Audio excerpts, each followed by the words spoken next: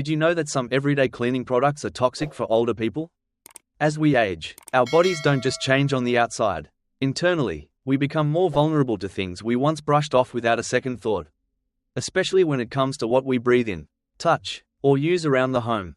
In this video, we're going to uncover 5 common household cleaning products that may seem harmless but can quietly become dangerous after 60.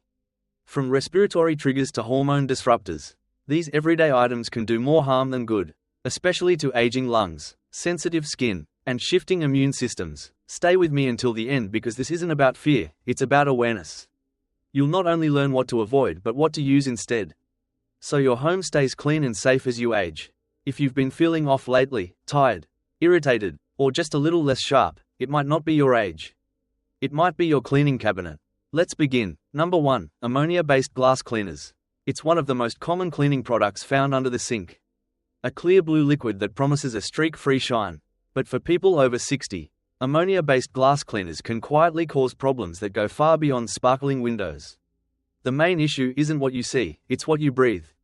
Ammonia gives off strong fumes, and when inhaled, it can irritate the lining of the nose, throat, and especially the lungs. For older adults, whose respiratory systems may already be more delicate or compromised, that irritation can quickly turn into coughing fits, shortness of breath, or lingering tightness in the chest. And if you already live with asthma, COPD, or seasonal allergies, that risk goes up even more. The fumes from ammonia don't just disappear after you spray, they linger. They settle into the air, especially in smaller or poorly ventilated spaces like bathrooms or kitchens. I remember speaking to a woman named Emma. She was 73 and had always kept her house spotless. She swore by her glass cleaner. But over time, she noticed something. Whenever she cleaned her mirrors or windows, she'd start wheezing a bit. At first, she thought it was just dust. Then she thought maybe it was allergies. But when she stopped using that one cleaner and switched to a vinegar-based solution, the wheezing stopped. That's not a coincidence. Ammonia fumes are classified as respiratory irritants. And even at low levels, consistent exposure can trigger inflammation in the lungs. That inflammation doesn't always cause immediate symptoms. Sometimes it shows up later as fatigue, chest discomfort, or that vague feeling that your breathing just isn't what it used to be. And it's not just about breathing. Ammonia can also irritate your eyes and sinuses, leaving you feeling dry, itchy, or congested long after the cleaning is done. There are safer alternatives, like a mix of white vinegar and water or store-bought cleaners labeled ammonia-free or plant-based. They work just as well without sending harsh chemicals into the air you breathe. Because here's the truth, clean glass isn't worth a strained lung. Not at this stage in life. Your respiratory health is too valuable. So, if you've been using ammonia-based cleaners for years without thinking twice, now's the time to take a second look.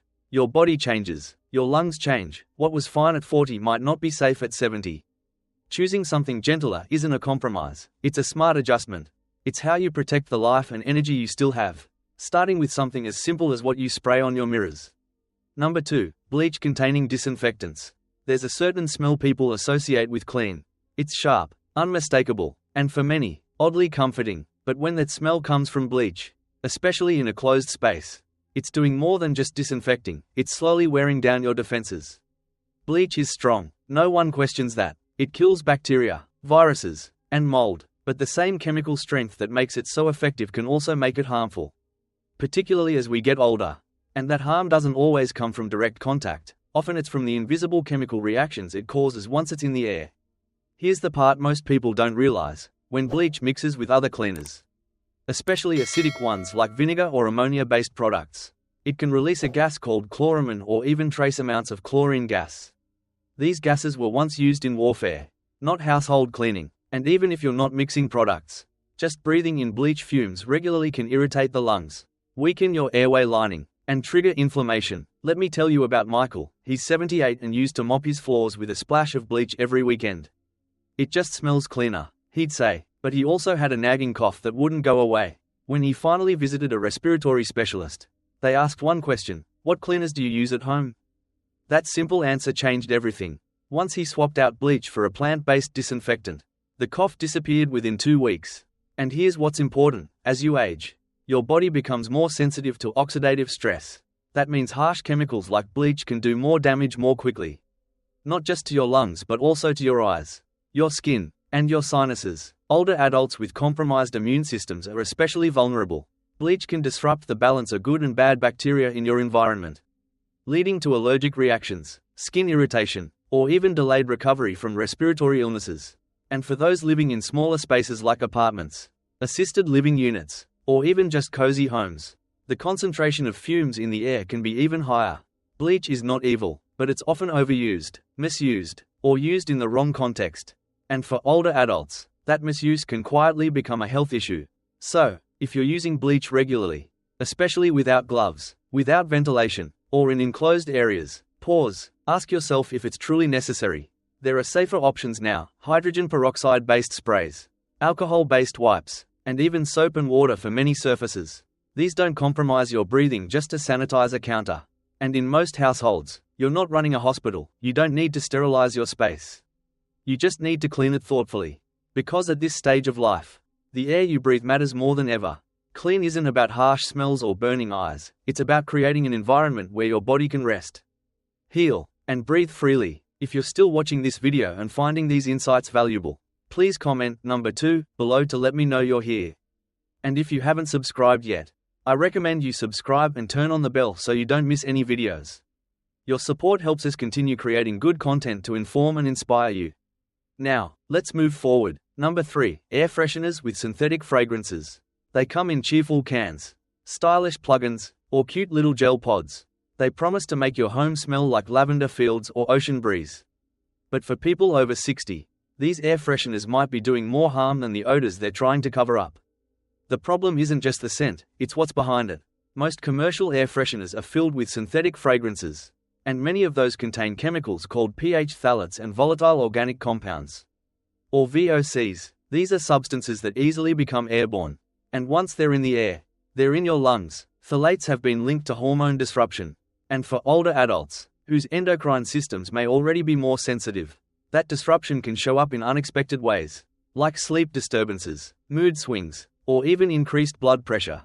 And VOCs, they've been associated with respiratory irritation, headaches, and long-term exposure risks that can quietly build up over time.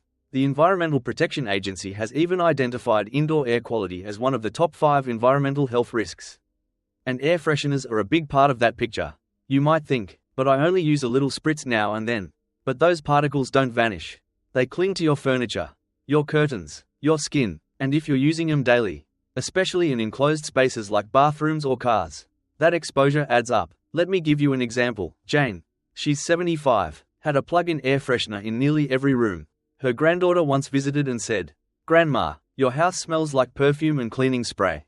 Jane laughed it off, but after a few months of frequent headaches and dry eyes, she started to wonder. She removed all the plugins, aired out the house, and switched to natural methods like baking soda or essential oil diffusers. The headaches stopped, her sleep improved, even her appetite came back. And it's not just anecdotal. Studies have shown that synthetic fragrances can interfere with neurological function, especially in older adults. That means more brain fog, slower reaction time, and higher stress hormones, all from something that's supposed to freshen your air. The irony is most air fresheners don't clean the air at all, they just mask odors. And in doing so, they introduce chemicals that your body then has to process, filter, and react to every single day. If you love a pleasant-smelling home, there are safer ways. Open windows when the weather allows. Use simmer pots with herbs or citrus. Try essential oils, but use them sparingly and always diluted. Let the scent come from something real, not a chemical cocktail disguised as fresh linen. As we age, we become more susceptible to things we can't always see, and air quality is one of the most underestimated pieces of that puzzle. So, if you've been using store-bought air fresheners out of habit, it might be time to rethink. Your lungs, your hormones, and your nervous system will thank you. And here's the bottom line: a truly fresh home doesn't come from a can, it comes from clean air, natural scent, and knowing that what you breathe is helping you, not hurting you. Number 4, antibacterial cleaners with triclosan. It sounds like a smart choice, right? Antibacterial cleaners promise to kill 99% of germs, offering peace of mind with every wipe. But what many don't realize, especially those of us over 60, is that some of these products come with a hidden cost. And that cost is called triclosan. Triclosan was once a go-to ingredient in soaps, hand sanitizers, and surface sprays. It's a synthetic antibacterial agent designed to eliminate microbes on contact. But over the years, research has started to uncover the risks tied to its long-term use. particularly in older adults. The biggest concern: hormonal disruption. Triclosan has been shown to interfere with thyroid hormones, which help regulate everything from energy levels to body temperature to metabolism. And when your thyroid is out of balance, you feel it: fatigue, weight changes, sensitivity to cold, or even changes in mood. And for those already dealing with age-related shifts in hormone levels, triclosan acts like a quiet saboteur. It doesn't knock loudly, it chips away slowly. Let me tell you about Alan. He's 80, a retired teacher and sharp as ever. But he'd been feeling unusually sluggish, even though all his blood work looked fine. One day, his daughter asked what kind of products he was using around the house. "Oh, just the usual," he said. Turned out, his countertops, sink, and even hand soap were loaded with triclosan. When he switched to simpler, non-antibacterial options, his energy began to return. It's not just about hormones. There's growing concern that triclosan contributes to antibiotic resistance. That means, over time, it might make certain infections harder to treat, not just for you but for everyone. And that's especially risky for seniors, who are already more vulnerable to complications from illness. What's worse, triclosan doesn't rinse off easily. It lingers on your skin, on your dishes, on the surfaces you touch, and it absorbs through the skin, entering your bloodstream with repeated use. The irony? The FDA has already banned triclosan from many over-the-counter hand soaps. But it's still allowed in some household cleaners, toothpaste, and other common products. That means it's still hiding in places most people don't expect. If the label says antibacterial, turn it over and read the ingredients. If you see triclosan, or if the list looks like a chemistry exam, it might be time to reconsider. There's nothing wrong with keeping a clean home, but your body already has an immune system. You don't need to scrub your house like a surgical ward. Mild soap and water still work. So do vinegar-based sprays, Castile soap, and essential oil blends. Remember, we're not just cleaning for appearance, we're cleaning for health. And after 60, your skin is thinner, your organs work harder, and your body is more sensitive to chemical buildup. Triclosan might kill germs, but it also chips away at the very balance your body has worked so hard to maintain. If you're still watching this video and finding these insights valuable, please comment number 4 below to let me know you're here. And if you haven't subscribed yet, I recommend you subscribe and turn on the bell so you don't miss any videos. Your support helps us continue creating good content to inform and inspire you. Now, let's move forward. Number 5. Multi-surface sprays with quaternary ammonium compounds, QUATs. They're labeled as powerful, broad-spectrum, hospital-grade, and if you've ever bought a disinfectant that promised to kill everything in sight, there's a good chance it contains something called quaternary ammonium compounds, better known as QUATs. But here's the catch: while these compounds are tough on germs, they're often just as harsh on the people using them, especially those of us over 60. QUATs are synthetic chemicals commonly found in disinfecting sprays, wipes, and all-purpose cleaners. They work by disrupting the membranes of bacteria and viruses, which makes them highly effective in sterile environments. But for older adults using them at home, the side effects aren't always worth the benefits. What's the risk? It starts with skin. As we age, our skin becomes thinner and more fragile. Even a small amount of repeated exposure to QUATs can lead to dryness, irritation, or contact dermatitis. If you've ever noticed red, itchy patches on your hands after cleaning, that might be your first clue. But the bigger concern is what happens when QUATs are inhaled. These compounds can linger in the air after spraying, especially in enclosed areas, and when you breathe them in day after day, week after week, they can trigger inflammation in the lungs, irritate your airways, and, in some cases, cause long-term breathing issues. Now, imagine someone with already reduced lung capacity, someone managing asthma, or just noticing it takes a little more effort to catch their breath. QUATs don't help, they hurt. Let me tell you about Teresa. She's 76. Used to clean her house top to bottom every Saturday. She liked her home spotless, and she used a well-known brand of multi-surface spray with strong disinfectant power. But over time, she noticed a nagging cough, not terrible, just persistent. Doctors couldn't find anything serious until one day her daughter suggested switching to a gentler cleaner. Within a month, the cough was gone. It wasn't age, it wasn't a cold, it was the product she was spraying on every surface in her home. And it's not just lungs and skin. Some studies have linked QUATs to reproductive issues and even mild neurological symptoms like dizziness and headaches, especially in people exposed regularly. While more research is still being done, one thing is clear: these chemicals are strong, and our bodies don't always handle them well. So, if you're using multi-surface sprays, take a look at the ingredients. If you see names like benzalkonium chloride, dealkyl dimethylammonium chloride, or other compounds ending in onium. You're likely working with quats. What's the alternative? You can find plenty of non-quat-based cleaners on the market now.